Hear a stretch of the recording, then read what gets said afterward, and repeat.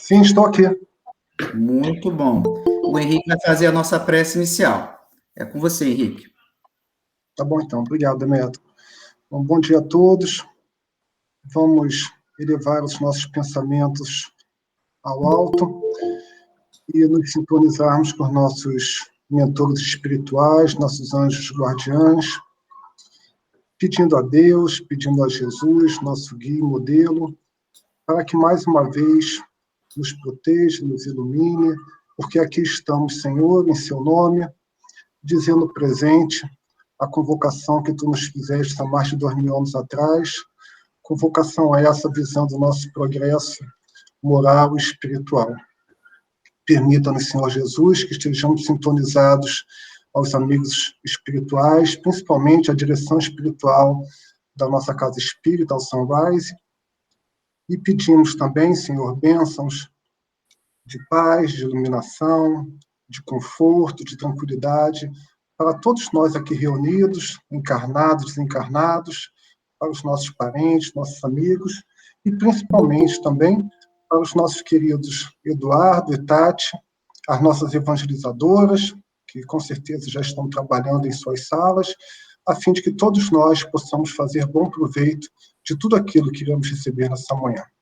Graças a Deus, assim seja. Graças a Deus.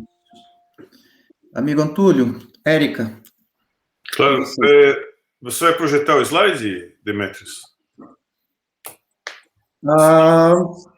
Não estava preparado para projetar os slides. Não tem problema, não tem problema. Então, muito bom dia a todos, que a gente não teve a oportunidade de cumprimentar ainda. Nós temos o estudo do Livro dos Espíritos. Todos nós já ouvimos falar do Livro dos Espíritos, acho que todos nós já lemos boa parte dele. Mas é o tipo do livro que a gente nunca acaba de ler, nunca acaba de estudar, porque sempre tem um aspecto novo. Às vezes, cada assunto tratado lá, conforme o momento de vida que a gente se encontra, conforme a situação que a gente esteja passando, o nosso entendimento muda. Então, sempre tem luzes diferentes sobre os assuntos que são lançados. Então, toda terça-feira, das 7 horas às 8 horas daqui do nosso horário, a gente começa rigorosamente na hora, termina rigorosamente na hora. Nós temos um grupo muito interessado em que a gente navega sobre o livro dos Espíritos em ordem das perguntas e a gente vê o entendimento de cada um. Então, a Érica e eu, nós somos os facilitadores desse estudo, mas é realmente muito dinâmico. Érica, você podia falar como é que funciona o estudo? Claro. Vocês estão me ouvindo? Sim, muito bem. Eu vou falar quando eles impidem. O estudo funciona, ele é bem dinâmico, a intenção é a participação de todos que conectam nas terças-feiras. A gente tem a dinâmica de sempre fazer uma prece no início, dar boas-vindas a todos, e a gente começa lendo a pergunta e discutindo o que nós achamos, tá? Então, todos têm o direito de falar, de fazer perguntas, até mesmo antes da resposta. Com o entendimento da pergunta, ou até algumas dúvidas paralelas àquela pergunta, nós lemos a resposta. E depois que lemos a resposta, nós discutimos como entendemos a resposta, como aquilo nos aplica no nosso dia a dia, como era o nosso entendimento anterior, e depois, além disso, várias pessoas, vários participantes adicionam outras contribuições de outras obras do Kardec. Então, é bem dinâmico. Às vezes, conseguimos ler 2 ou 3 perguntas, porque a discussão é muito salutar. O importante que os coordenadores sempre desejam é a participação. Existe a participação via câmera e via áudio, ou existe a participação via chat, que as pessoas podem, se não se sentirem confortáveis em usar a câmera ou falar, elas podem escrever a pergunta ou os comentários. Érica, uma pergunta. Qual preparação é necessária se a pessoa quiser... Nenhuma. Não existe nenhuma preparação necessária. A intenção é você vir aprender conosco, tá? Nós todos aprendermos juntos, porque O livro foi escrito há muitos anos atrás, porém, a gente tenta tirar a ótica desse livro para o nosso aprendizado diário. Como isso aplica na nossa vida? Como isso pode ser salutar no nosso entendimento da doutrina? Então, a intenção é que você nem tenha o trabalho de ler as perguntas, é você vir, sentar, como se estivesse numa sala, certo? Pessoalmente, infelizmente é uma sala virtual, mas sentar e ouvir e discutir e conversar. E tentar fazer as perguntas que lhe afligem às vezes. Às vezes algumas perguntas nos afligem, ou não é do nosso entendimento. Então, essa é a intenção. Muito bem. Então, o estudo começou ano passado, mas se quem quiser se juntar, né, nas terças-feiras desse estudo, é só mandar um e-mail para esse e-mail que está escrito, né, do meu nome, e a gente manda o link e a gente começa a estudar. Então, muito obrigado. Obrigado, Érica. Amigo Eduardo, muita luz. Obrigado, obrigado, amigos. Bom dia. Deixa eu fazer um teste aqui, deixa eu ver se eu não apanho da tecnologia. Todo mundo está escutando? Dá para ver direitinho a apresentação? Muito bom. Então, bom dia a todos e a todas. Mais uma vez agradecido pela oportunidade de poder estar estudando aqui junto com vocês, né? A gente quer fazer, novamente, é um estudo público, né? Como a gente chama. Eu vou convidar todos aí, quem quiser, usar o chat, né? Se quiser fazer alguma pergunta. Eu não prometo que eu vou responder a todas as perguntas dentro do tema, mas se alguém quiser colocar uma reflexão ou alguma, né, pergunta aí que está incomodando ou está aguçando a curiosidade, eu vou de vez em quando estar olhando aqui no chat e tentar incorporar. Então hoje o nosso propósito, a nossa proposta é falar sobre quem merece ser perdoado. E aí a gente começa a pensar, o objetivo é refletir, né? Quem será que merece ser perdoado? A gente começa a criar uma lista mental aí, gente. Vamos trabalhar um pouquinho aqui, vamos pensar. Quem é que está na nossa lista? Eu espero, né? A gente espera que não tenha muita gente, né, na nossa lista, mas a gente sabe que não é assim. Infelizmente, a gente quer aprender, né, a viver de acordo com o que o Cristo nos ensinou e reduzir essa lista, mas enquanto a gente não chegou lá, vamos revisitar essa lista aqui, né? O Pai é de infinita misericórdia, nosso Deus Criador, e Ele já nos ajudou quando encarnamos aqui nesse planeta, né? Desta vez, estamos aqui todos juntos aqui encarnados, e entendemos que também os irmãos desencarnados estão nos escutando, ou estão ligados a nós mentalmente, e Ele, enquanto estamos encarnados, já temos uma grande bênção, grande maioria de nós, né, de ter esquecido, né? Então, o véu do esquecimento caiu sobre nós e nós já retornamos aqui para mais uma vida sem lembrar, né? Alguns poucos conseguem ainda lembrar, a gente, né? Claro que tem relatos de pessoas que conseguem lembrar vidas passadas, mas muitos de nós não lembram nada, né? Tem uma intuição, mas não lembra. Então já é uma bênção muito grande a gente ter recebido esse esquecimento para a gente poder recomeçar, para a gente poder reencontrar as pessoas com as quais, os espíritos com os quais nós convivemos no passado, né, e deixando muito dos empecilhos, dos impedimentos para trás, dentro desse esquecimento. Então, a gente, espelhados nessa grande bênção que o Pai nos trouxe, será que a gente consegue reproduzir essa bênção dentro desta vida, quando, né, temos a memória, quando sentimos, observamos e somos afetados pelo que acontece ao nosso redor, pelos outros? E aí, dentro, né, dessa proposta, a gente cria a nossa listinha e pergunta quem merece ser perdoado. O objetivo sempre desses estudos, gente, é o esclarecimento e o consolo, né, e o acolhimento. Essa é a proposta do Sunrise, essa é a proposta da doutrina espírita. Então, vamos ver o que a doutrina nos traz em relação ao esclarecimento sobre o perdão, que foi muito falado no Evangelho do Cristo, e que consolo que nos traz, né? Então vamos lá. Primeiro, o que é perdoar? Só para a gente se com o propósito de ter uma referência, a gente vai buscar então o conceito da misericórdia, que está no Evangelho, capítulo 4. E a misericórdia, de acordo com o Evangelho, consiste no esquecimento e no perdão das ofensas. Eu quero que a gente vá pensando sobre essa questão do esquecimento. A gente vai voltar a ela mais tarde. E nos diz que o ódio e o rancor denotam alma sem elevação nem grandeza. Já sabemos disso, né? Não precisamos lembrar, não. Somos nós. O esquecimento das ofensas é próprio da alma elevada, que paira acima dos golpes que lhe possam desferir. Não me encontro nessa categoria, né? E se alguém aqui se encontra nessa categoria, essa é uma grande bênção, aqueles que conseguem esquecer as ofensas, né? Estou aqui com vocês aprendendo a tentar entender e a esquecer.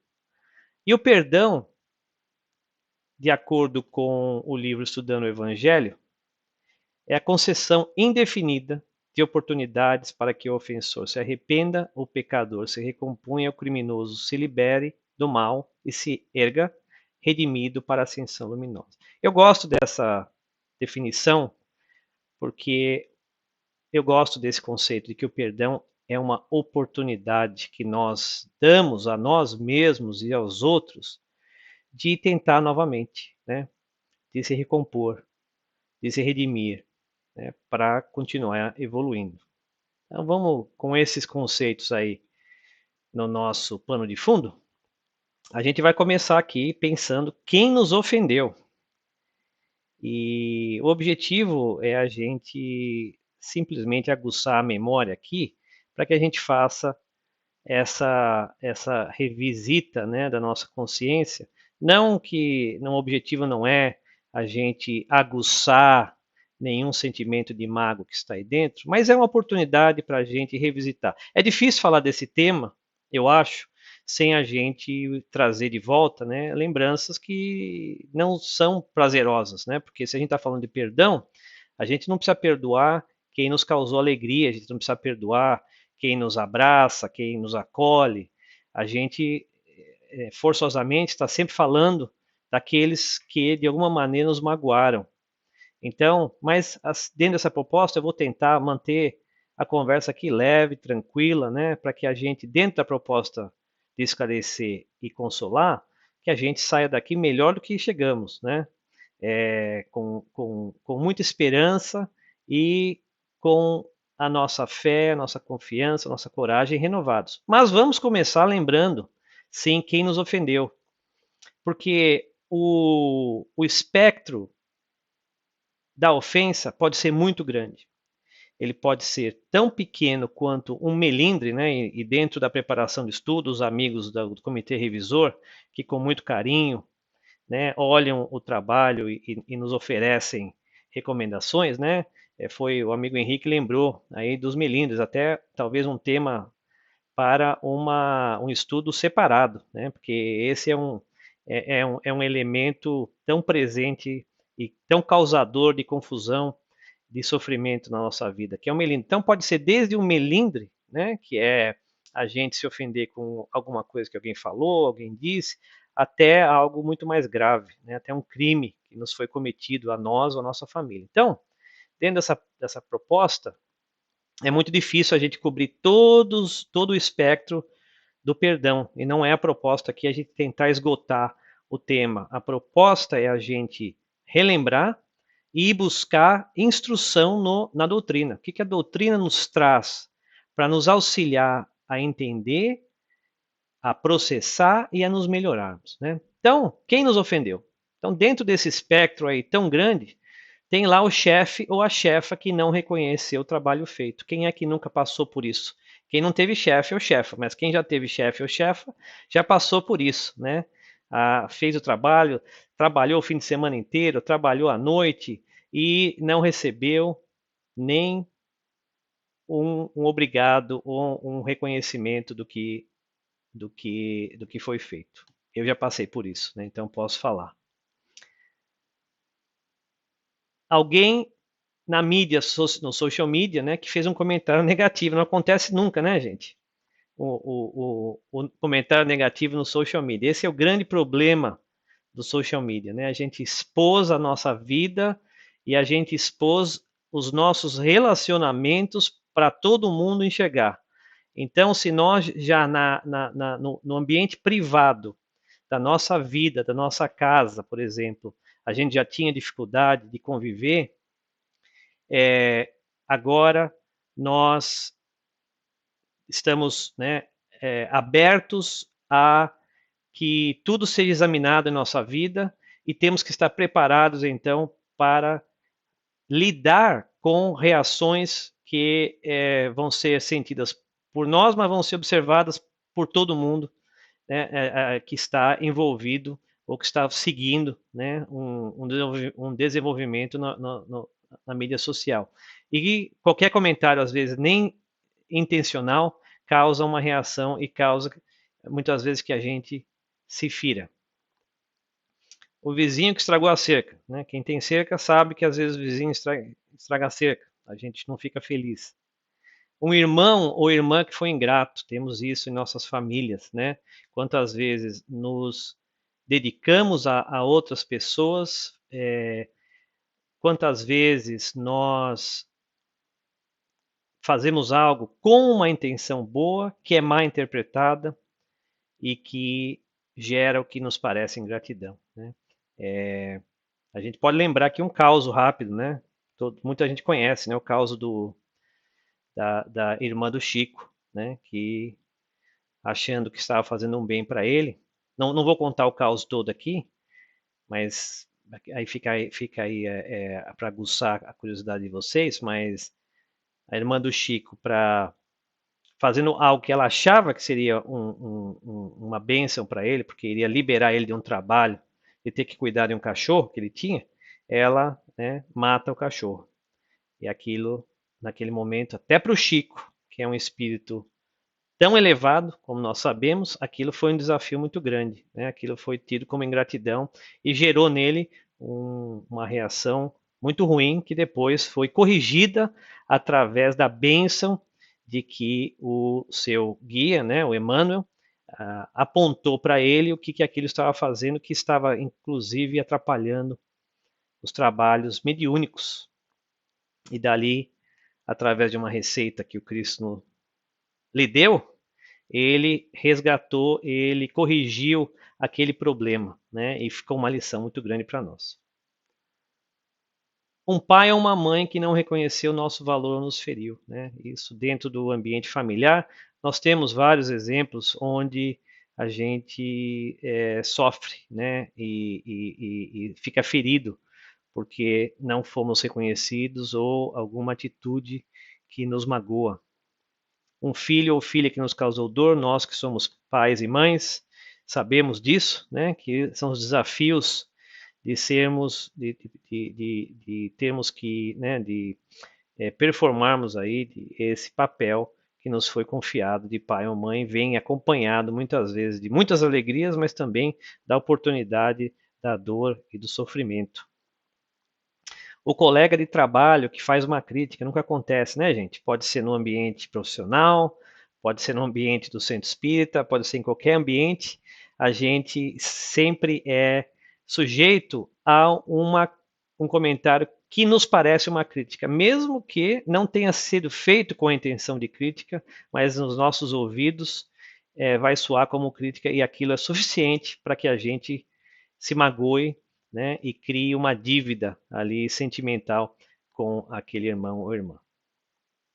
Qualquer pessoa que fez uma crítica, não precisa ser o colega de trabalho, qualquer um que nos critique, eu falo por mim mesmo, né, a dificuldade da gente aceitar a crítica é muito grande, né, e lidar com a crítica é muito grande. E a crítica nos ambientes profissionais, né, às vezes vem disfarçada ou vem renomada como feedback, né? 360 feedback. Muitos de vocês aí, tenho certeza, passam por isso, né? E é proposto como um instrumento de desenvolvimento, né? Que empresa hoje e que organização séria hoje que não tem um mecanismo de feedback? Mas eu não sei vocês, né? Ainda estamos longe de aceitarmos aquele feedback que muitas vezes aponta onde temos que melhorar como algo positivo. Sabemos que é muito valioso, sabemos que nos ajuda a desenvolver, mas ainda para alguns de nós, eu incluído, é duro às vezes, né, escutar as áreas em que nós temos que melhorar. É a saída para o nosso desenvolvimento, está ali na nossa frente, na nossa mão, né? Mas muito difícil de ser processado muitas vezes. Alguém que nos causou dor física ou emocional, de qualquer tipo, né? Esses são também aqueles que nos ofenderam. Eles entram aí no hall de quem nos ofendeu. Alguém que cometeu um crime contra você e sua família, né? Aí são casos mais graves, onde alguém, né, comete algo que modifica profundamente a nossa vida, né? E isso, então, aumenta aí, né, a dificuldade de perdoar, né, proporcionalmente. Quanto maior a ofensa, e essas, nesse caso aqui, entra dentro de uma categoria de ofensa muito dura, muito grave, né, tanto mais será difícil para o espírito médio encarnado na Terra conseguir lidar com isso. Temos grandes histórias, né, de perdão, certamente dentro da literatura espírita, mas também casos do dia a dia, onde vemos, por exemplo, vítimas de crimes nos tribunais, perdoando, né, os criminosos, que é ao mesmo tempo um grande exemplo, uma grande surpresa, né, nos toca, porque nós não estamos acostumados ainda a ver esses exemplos tão profundos de perdão, né? Jesus certamente foi um espírito que viveu personificando o perdão, mas Jesus é Jesus, né? Jesus é o que nós sabemos, pelo que nos diz o Evangelho, questão 625, é o espírito mais elevado com o qual nós pudermos ter contato. Então, não é uma surpresa que ele pudesse vivenciar o perdão, mas para nós que estamos aqui aprendendo, é muito difícil ainda, muito duro. Quem mais, né? A lista vai longe de pessoas ou espíritos, né? Pessoas encarnadas ou desencarnadas, mas para muitos de nós ainda que não temos a percepção espiritual, são os encarnados, né, que estão na nossa lista. Claro que sabemos também que temos dívidas com desencarnados, né, que deixamos dívidas pretéritas, que temos que perdoar ou temos que pedir perdão. Mais uma vez, né, a doutrina tão rica nos traz tantos exemplos, né, sabemos do próprio Divaldo Franco, que ficou com um espírito que o obsediava por 400 anos, né? Se não estou equivocado, que ele chamava do Máscara de Ferro, que até mostra, né? Aparece no filme sobre o Divaldo. Aquele espírito não perdoava, né?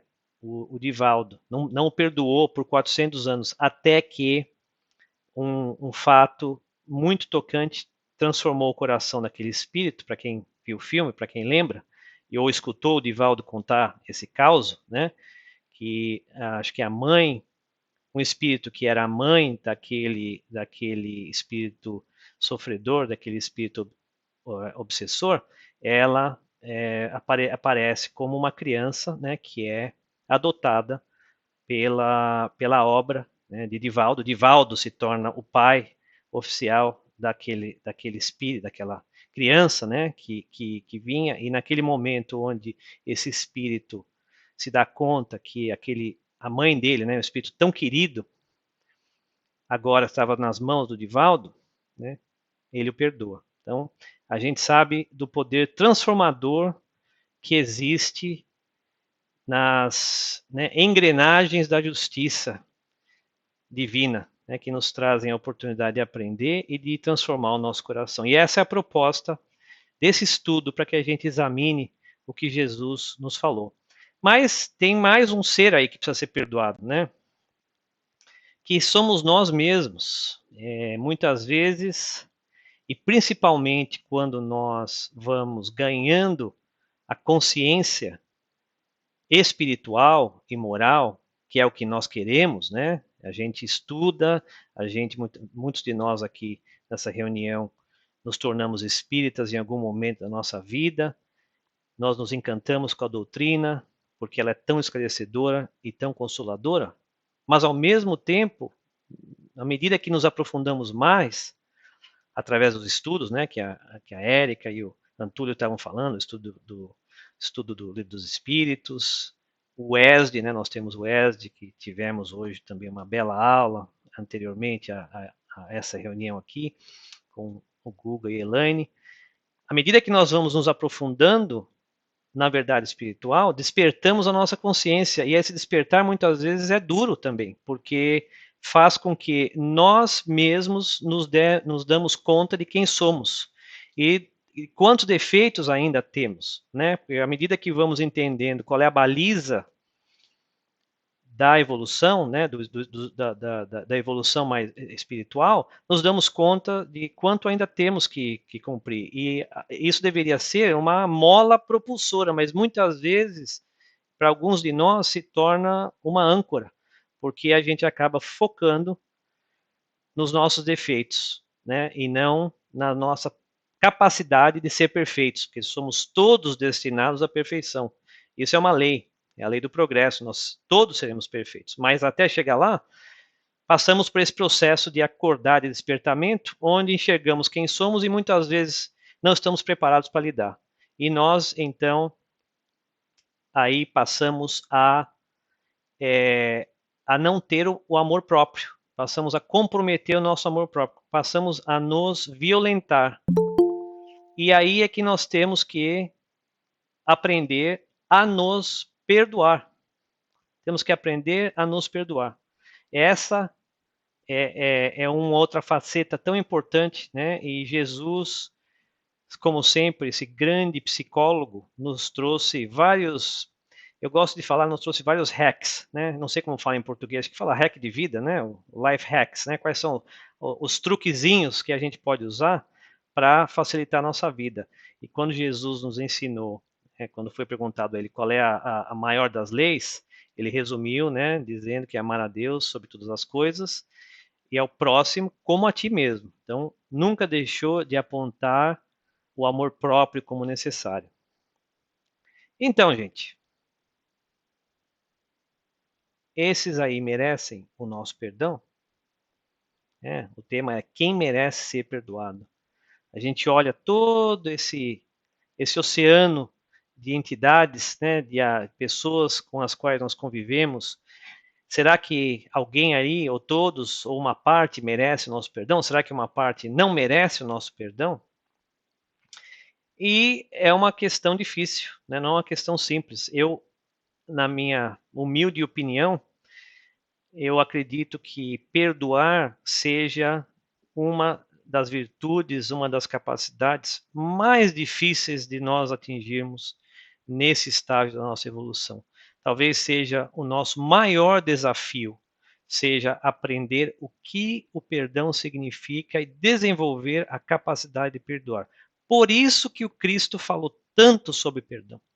Jesus, no seu evangelho, falou, ele viveu o perdão, né, desde quando chegou até quando nos deixou na cruz, ele exemplificou o perdão, porque talvez seja aquele item, né, como está falando aqui, né, a nossa querida amiga Gracinha, ele é libertador, né, talvez essa seja a chave para nós nos libertarmos, né, e o Guga está colocando aqui o que Mateus 5:25 fala, que a gente vai trazer, né, Mateus traz no item 23, 24, 25, várias instruções que Jesus nos deixa, que é exatamente como eu queria colocar, o manual de instruções, porque a gente não nasce com o manual de instruções, né? Mas a gente aprende através do Evangelho, que o Evangelho é o nosso manual de instruções. Então, a gente, quando encontra o Evangelho, adota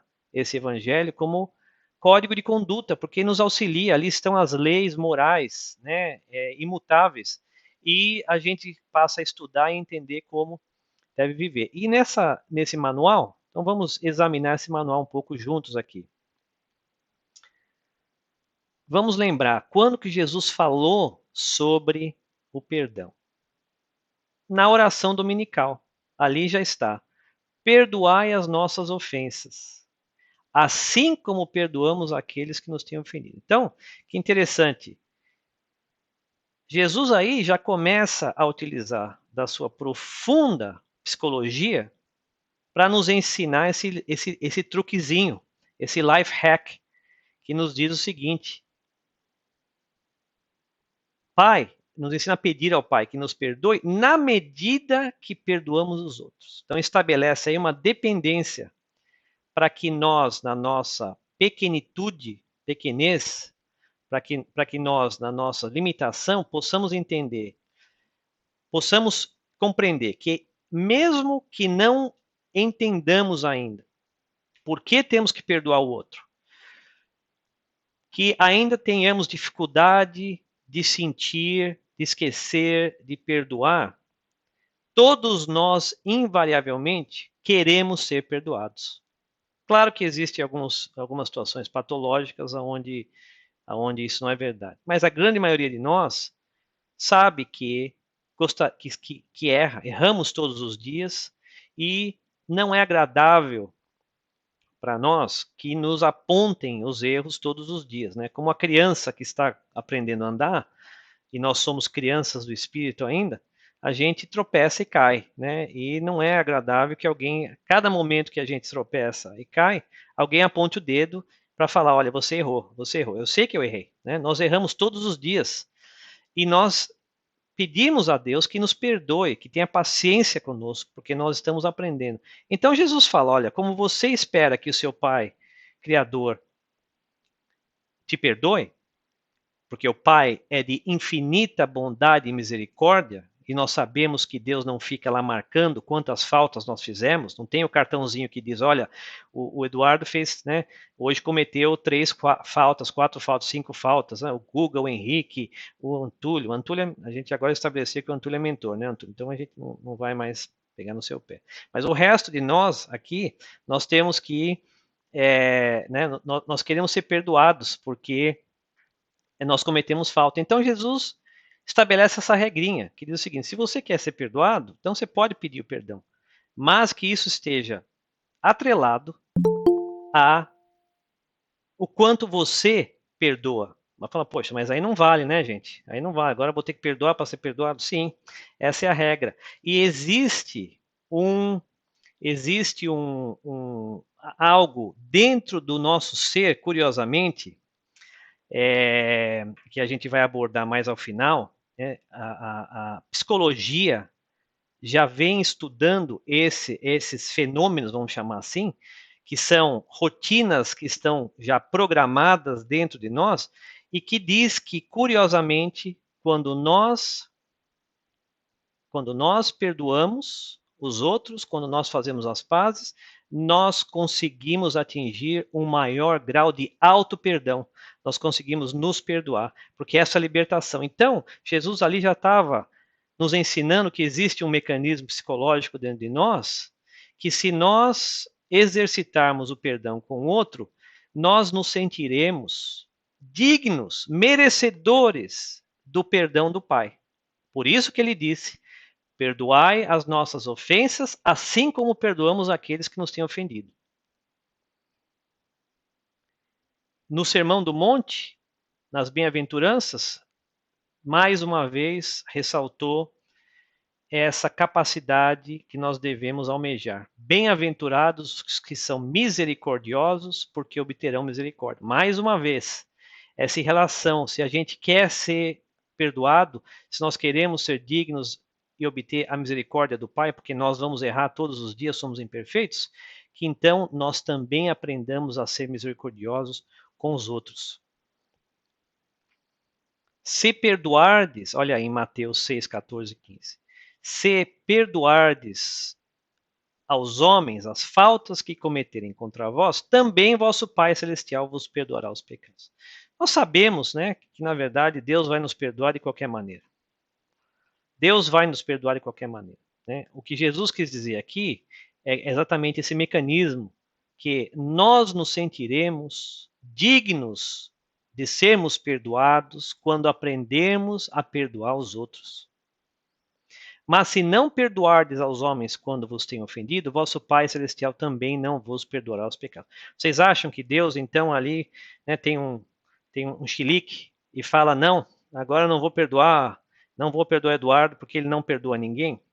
Né? A gente sabe que não é assim. A gente sabe que essa passagem significa, novamente, quando a gente vai estudando o Evangelho com mais atenção, que o que quer dizer exatamente esse mecanismo psicológico em que nós não conseguiremos nos perdoar, nós não temos a capacidade de nos entendermos merecedores do perdão do Pai, porque o Pai vai nos perdoar sempre, Ele é nosso Pai. Mas nós não atingiremos essa dádiva se nós não aprendermos a perdoar os outros. E nos diz aqui, né, essa passagem tão conhecida, aonde Pedro, né, enquanto Jesus falava, se contra vós pecou vosso irmão, ide fazer-lhe sentir a falta em particular, a sós com ele. Olha só, esse é um outro aspecto que a gente tem que prestar muita atenção. Jesus sempre prezou e incentivou que a gente resolva os nossos problemas a sós, em particular. Não é a única vez que Jesus nos fala isso. Não. Alguém pecou contra você? Vá falar com essa pessoa, em particular, não em público, não no social media, né? Não vai tentar criar uma batalha, um embate para saber quem é que está certo. Vai falar em particular. E se você conseguir isso, tereis ganho o vosso irmão. E aí o Pedro, né, que era um bom aluno e queria provar para o mestre que ele tinha aprendido, então ele vai lá e extrapola. Ele fala, Jesus, olha, para mostrar que eu aprendi. Quantas vezes tenho que perdoar o meu irmão? 7 vezes que Vejam, estamos vindo de uma cultura do olho por olho, dente por dente, onde não tinha perdão. Né? A lei dava o direito de você compensar a falta que lhe foi feita. Então, você tinha o direito de ir lá e fazer a falta no seu irmão, no seu vizinho. Nós estamos partindo de algo aí onde Jesus fala, olha, não é isso. Vai lá e tenta fazer as pazes. Tenta perdoar. E aí o Pedro está tentando ali, né, mostrar que aprendeu. Falou, então, 7 vezes, que seria um absurdo. Aí Jesus fala, não vos digo que perdoeis até 7 vezes, mas até 70 vezes 7, ou seja, infinitamente. Não há um limite para que a gente perdoe, porque nós também não esperamos que Deus tenha um limite de quanto Ele vai nos perdoar, porque nós vamos errar todos os dias. Né? A gente não consegue nem contar às vezes a quantidade de erros que nós cometemos. Então, também não esperamos que a gente, né, vá ter uma cota de quanto vamos perdoar os outros. Parte 2 aqui do Manual de Instruções, né? Então, ali em Mateus, que acho que vou referir aí o que o Guga colocou no chat. No Mateus 23 e 24, depois do 25 e 26, Jesus fala então que se, portanto, quando apresentardes a vossa oferenda ao altar, vos lembrardes de que vosso irmão tem algo contra vós, deixai o vosso donativo aos pés do altar e ide, antes de mais nada, vos reconciliar com vosso irmão. E depois volta para fazer a oferenda. E aí, em seguida, ele fala, reconciliai-vos o mais cedo possível com o vosso adversário, enquanto estiveres com ele a caminho, para que não suceda que o vosso adversário vos entregue ao juiz e o juiz vos leve ao ministro da justiça, que sejais mandado para a prisão. Eu vos digo em verdade que não saireis de lá enquanto não houverdes pago até o último centavo. Olha o apelo que nos faz Jesus aqui, dizendo não adianta a gente estar fazendo oferendas a Deus, tentando fazer aí demonstrações externas de quanto a gente é devoto a Deus, se nós ainda temos diferenças com os nossos irmãos. A urgência que Jesus coloca aqui, a prioridade deixa isso de lado, deixa essa demonstração. Você quer mostrar quanto você gosta de Deus, você quer mostrar sua devoção a Deus, vá reconciliar-se com o seu irmão. Examine a consciência, você tem algo aí, ó, se você lembrar que o vosso irmão tem algo contra vós, ou você tem, ou o irmão tem algo contra vós, porque vai funcionar dos dois lados. Pare o que está fazendo e vai se reconciliar. E na segunda parte ele fala, olha, é melhor você aproveitar agora que você está a caminho, para que isso não vire uma bola de neve. Porque quanto mais a gente postergar esse acerto de contas, no bom sentido, mais complicado vai ficar. A gente sabe disso. É muito mais fácil e muito mais simples a gente resolver um problema, um mal entendido, que muitas vezes é um mal entendido, quando ele acontecer em particular. Alguém de vocês já tentou fazer isso? Eu já tentei. Acha que alguém falou uma coisa torta pra gente. Acha que alguém fez uma crítica. Acha que alguém tá de mal com a gente. Pega o telefone, pega o WhatsApp, pega o que for e vai dar uma palavrinha com a pessoa. Fala, bom, o que aconteceu? E quantas vezes quando a gente faz isso, já aconteceu tanto comigo, era um mal entendido.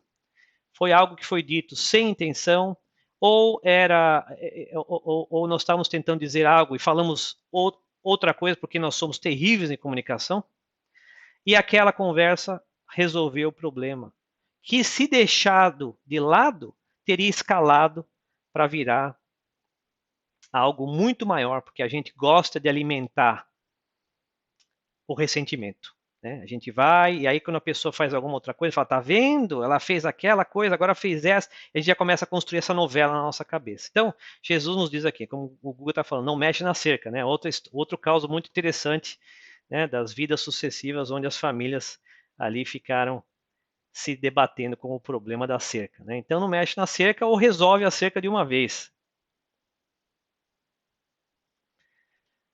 Vamos lá, gente. O terceiro item aqui. O terceiro item, estou só fazendo o checagem aqui.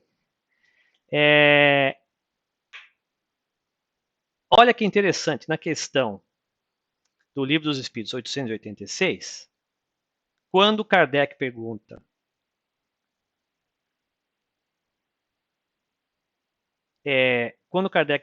qual o verdadeiro sentido da palavra caridade, como a entendia Jesus. Então, a palavra caridade, porque quando a gente pensa em caridade, o que a gente pensa, né, gente? A gente sempre, imediatamente, quando alguém fala caridade, a gente pensa caridade física, caridade material. Né? Depois a gente aprende a fazer a caridade moral. Vou lá dar uma palavra amiga, né? Vou consolar, porque eu sou espírita, eu tenho tanta coisa boa para falar. Né? Tem tanto livro que eu posso dar, tem o Evangelho, tem o Livro dos Espíritos, vou sugerir que a pessoa ali faça um atendimento fraterno. Mas olha só a resposta da verdadeira caridade. Benevolência para com todos, indulgência para as imperfeições alheias, perdão das ofensas. Olha o que é a caridade, como entendia Jesus. Como estamos longe disso. Não fala nada aqui que nós temos que fazer doação para nenhuma obra de caridade. Claro que temos e podemos, porque as pessoas precisam. Mas antes de nós pensarmos na caridade física, e mesmo antes de achar que estamos fazendo bem, ajudando os outros, nos perguntemos, temos indulgência para as imperfeições alheias? Somos capazes de perdoar? Porque, como aprendemos no começo, para pedirmos perdão, temos que aprender a perdoar. Essa é o truquezinho, né? Vamos lá. Continuando aqui, gente. Mas aí vem a parte dura. Por que que é tão difícil perdoar? Eu vou dar uma checagem aqui no chat. E a amiga Silvia faz uma pergunta muito boa aqui, né? Como que a gente, então, qual é a linha, né, que define o perdão da gente se proteger do abuso, né? E são duas coisas separadas, né? No meu entender. A gente tem, dentro das leis morais, né? A gente tem a lei da preservação. Então, nós temos que nos preservar física e psicologicamente. Isso é uma lei. Então, nada nos diz que nós não devemos nos proteger psicologicamente, né? E fisicamente, inclusive. Isso não quer dizer que nós não possamos compreender o que está levando o outro a agir daquela maneira, a tentar nos ferir. Né? Nós temos que nos proteger, sem dúvida, não quer dizer que, porque eu entendo o que o outro está fazendo, eu vou permitir que me afete, né? Essa questão da proteção, da preservação é muito clara, mas daí a revidar é uma outra história muito diferente. Né? Então a gente pode entender, se proteger, mas o trabalho do perdão é de compreender e entender que aqueles que estão ali fazendo são equivocados. Claro que nós temos exemplos muito grandes de mártires, né? Que é a palavra indulgente, né? O Guga está colocando aqui. Nós temos que ser indulgentes, temos que entender, porque muitas vezes aquele outro irmão está tão equivocado quanto nós estamos ou já estivemos. Então, muitas vezes entendemos por que a pessoa está agindo de uma maneira que hoje não agimos mais, mas talvez já tivéssemos agido no passado. E temos várias histórias, né? Jesus, ele mesmo, deu um exemplo muito grande. Jesus permitiu ser crucificado. Jesus não precisava ser crucificado. Alguém acha que Jesus não tinha o poder de impedir aquilo? Completamente. Mas ele sabia que para causar o efeito do aprendizado que nós precisávamos ter, ele teria que permitir a sua crucificação para ele, até o final, ele demonstrar o perdão, que para nós é tão difícil. Né? Que para quem lembra, eu acho que tem um livro de Humberto de Campos que fala do processo de crucificação de Jesus, que nos momentos finais, levas de anjos, né, chegaram ali para consolar Maria, João e José, desculpa, e para também começar ali a atender a volta de Jesus ao mundo espiritual, duas coisas acontecem, né? Vem um anjo em especial, um anjo que vem muito rápido, e ele chega perto de Jesus, Jesus fala ao seu ouvido. E Humberto de Campos fala que Jesus ali sabia que Judas tinha cometido suicídio e indicava para o anjo que fosse socorrer a Judas. Olha só, né? No momento da morte de Jesus. Jesus está morrendo na cruz, está preocupado em socorrer o espírito de Judas, seu traidor, que tinha acabado de desencarnar. E, ao final, como nós sabemos, Jesus pede ao Pai, como seu último pedido, que perdoe aqueles que não sabem o que estavam fazendo. Então, esse é o maior exemplo de indulgência. Eles estão, claro que Jesus poderia ter parado, mas ali, naquele caso, ele não parou, e ainda, né, entendendo o que os outros estavam fazendo, porque eles estavam ainda muito equivocados, ele pediu perdão. Bom, gente, eu sei que o tempo vai correr muito rápido, então deixa eu cobrir alguns itens que são importantes aqui, para que a gente faça esse exame de consciência. Por que é tão difícil perdoar? Né? Então, para que a gente lembre-se que queremos ser perdoados, e Jesus nos ensinou que a gente tem que aprender a perdoar para que possamos merecer ser perdoados, mas por que é tão difícil ainda perdoar? Sabemos que todas as nossas chagas morais estão enraizadas no orgulho e egoísmo. Então, sempre é uma questão de orgulho e egoísmo. Vamos examinar esse orgulho e egoísmo e aí vamos começando a entender as chaves para nos libertarmos. Sabemos que somos frágeis e imperfeitos, novamente, por isso é difícil perdoar, porque somos frágeis, qualquer coisa nos abala. Estamos ainda trabalhando para adquirir a fortitude moral. Então, é normal que ainda tenhamos essa dificuldade. Não é um defeito de fabricação, é um defeito de percurso que iremos corrigir. Estamos corrigindo, né? E vamos continuar corrigindo. Dificuldade de comunicação. Nós temos dificuldade de comunicação, somos falhos. Às vezes queremos dizer A e sai B, e a pessoa entende o B e fica ofendida. Ou nós ficamos ofendidos porque entendemos B.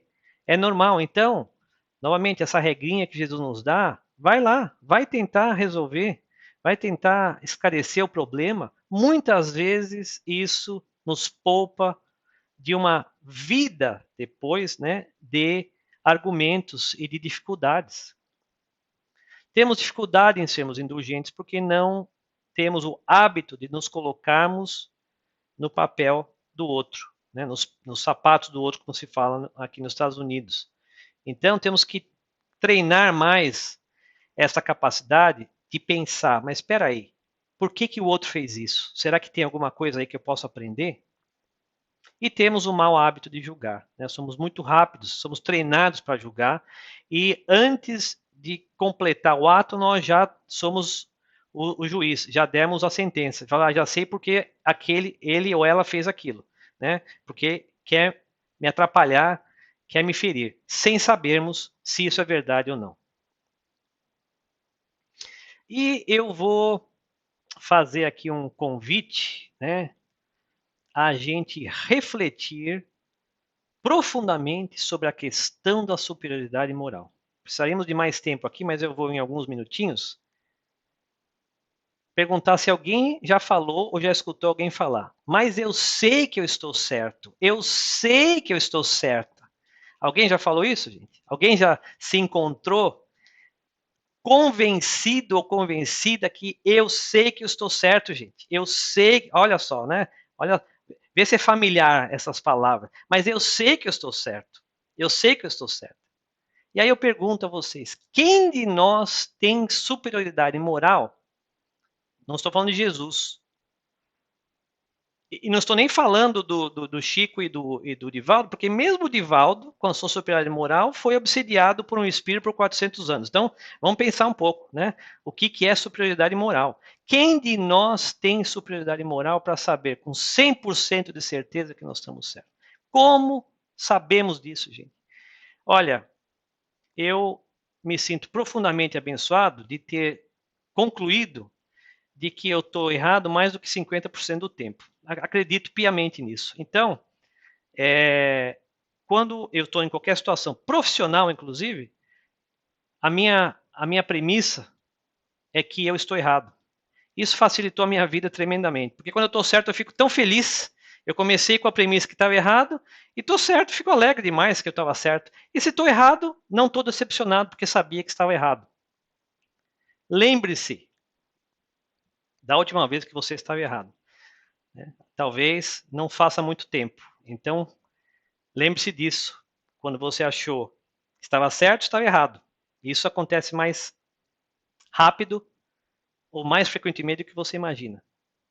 E mais, lembremos daqueles que nós achávamos que eram santos e caíram na desgraça pública. Nós temos vários exemplos de irmãos nossos que eram santificados, literalmente, até cometerem um erro grave. Aí acabou. Aí não são mais, né? Não tem mais superioridade moral. Então, como é que nós vamos julgar quem é que tem superioridade moral? Nós não temos aqui, né, dentro de nós, aqui a gente não vem com termômetro de moralidade. Então, tentar julgar é muito difícil.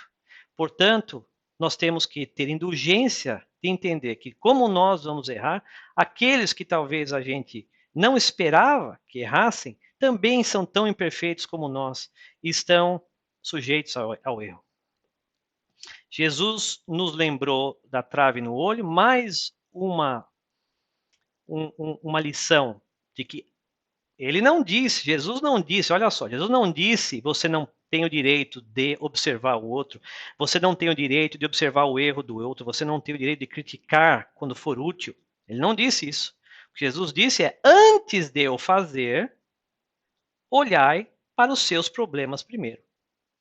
Olhar para a sua trave antes de ver o cisco, né, no olho do outro irmão. Jesus nunca nos impediu de observarmos e aprendermos com os outros, até no erro. Mas ele disse: antes de fazer isso, olhe para você para ver se você não está fazendo algo igual ou pior que o outro irmão.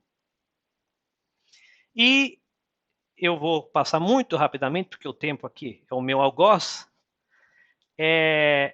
Nós aprendemos com a passagem da mulher adúltera, mais um exemplo onde Jesus não precisou criticar.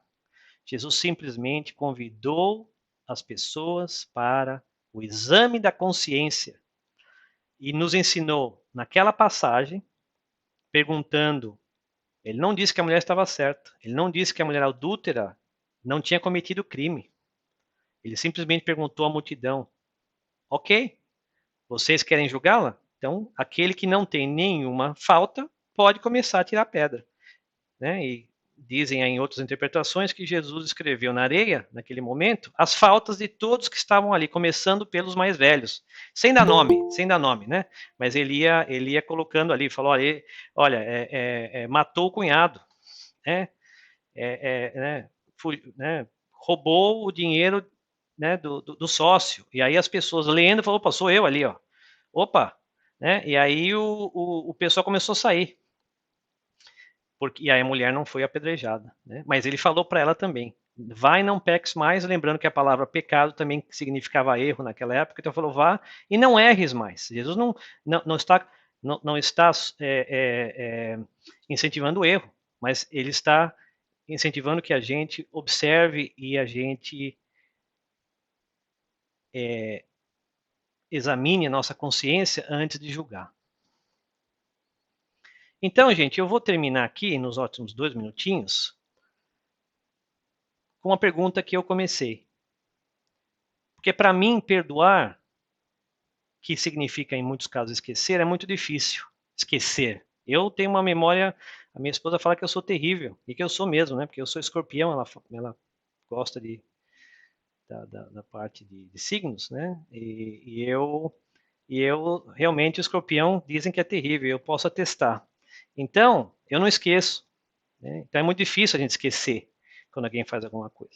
Mas é muito mais fácil compreender o porquê foi feito, enxergar naquele irmão, como a gente estudou aqui, ter a indulgência de enxergar naquele irmão um ser como nós, imperfeito, irmão ou irmã, e entender que como eu erro, eu já errei muito e vou continuar errando, aquele irmão ou irmã também estão errando. Então, perdoar compreendendo é muito mais fácil, no meu ver, do que esquecer. Não sei como esquecer as faltas dos outros, mas a gente consegue compreender a falta dos outros. E a gente vai, eu vou pular aqui, né, lembrando que a oração, né, eu vou ter que ler isso aqui que é muito forte, né? Poderemos utilmente pedir a Deus que perdoe nossas faltas?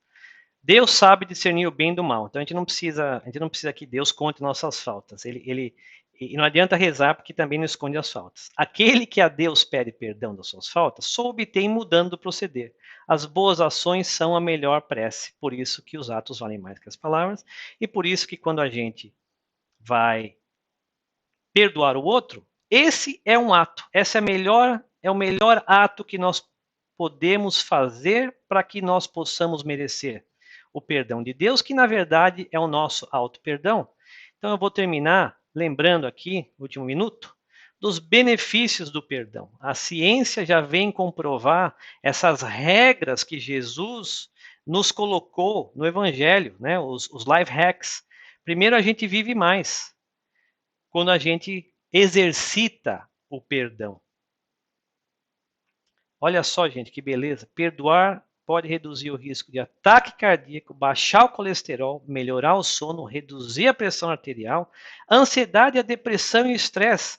Perdoa, gente. Vamos perdoar. E, finalmente, olha só, ali no jornal de Positive Psychology, foi estabelecido aí nesse estudo do Thomas Carpenter, da Baylor, que é aqui do Texas, fazer as pazes ajuda a perdoar a si próprio. Quem pede perdão por um agravo tem maiores chances de perdoar a si mesmo. Olha só a regra que Jesus nos ensinou, agora sendo destilada pela ciência, pela psicologia. Né? Uma barreira que as pessoas enfrentam para perdoarem a si próprias é que elas pensam que merecem se sentir mal. Né? É a autopunição. Nosso estudo descobriu que fazer as pazes nos dá permissão para deixar as coisas passarem. Então a gente pede perdão a Deus e dentro de nós nos libertamos, nos damos permissão para sermos perdoados à medida que nós aprendemos a perdoar os outros. Então, gente, eu vou encerrar por aqui e agradeço a paciência e a atenção de todos vocês. Obrigado, Edu. Excelente material aí, muito bom. Ó, eu já comecei a fazer a minha listinha aqui, como você falou no começo, que é de quem merece ser perdoado, e vou acrescentar uma coisa que você deixou de falar aí no final, rapaz. Perdoar também faz com que a gente perca peso. Ah, é? Você sabia disso? Não, me fala aí.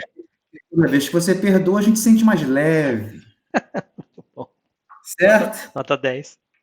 Isso aí. Então vamos lá, gente. Vamos continuar aí as nossas atividades e eu vou convidar a nossa amiga Tati para poder fazer as nossas preces e radiações de hoje. Tati, está por aí, amiga? Estou aqui. Estão me ouvindo?